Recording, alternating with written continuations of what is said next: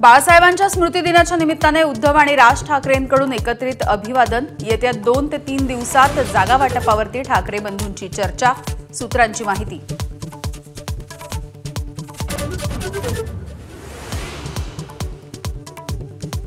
राज्यात नगर परिषदा आणि नगरपंचायत निवडणुकीसाठी अर्ज भरण्याची मुदत संपल्यानंतर आजपासून अर्जाची छाननी केली जाणार।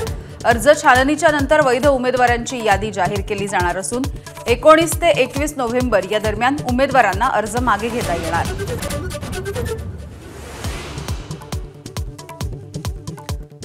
पालघर साधू हत्याकांडामधील संशयित आरोपी काशीनाथ चौधरी यांच्या भाजप प्रवेशाला अखेर स्थगिती।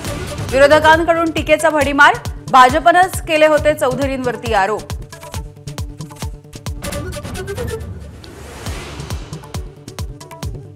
अजित पवारांनी 500 कोटींचं रुग्णालय पीपीपीच्या तत्वावरती नातेवाईकांना चालवायला दिलं। दमानियांच्या आरोपांचा बॉम्ब, सुनेत्रा पवार यांचे भाचे राणा जगजितसिंह पाटील निशाण्यावर।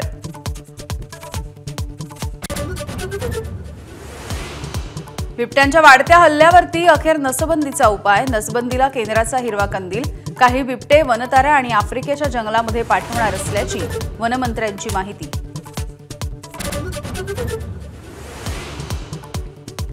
मुंबई आणि परिसरामध्ये कालपासून सीएनजीचा तुटवडा। गेल कंपनीच्या सीएनजी गॅस पाईपलाईनमध्ये बिघाड झाल्यामुळे रिक्षा आणि टॅक्सी चालकांच्या लांबच लांब रांगा।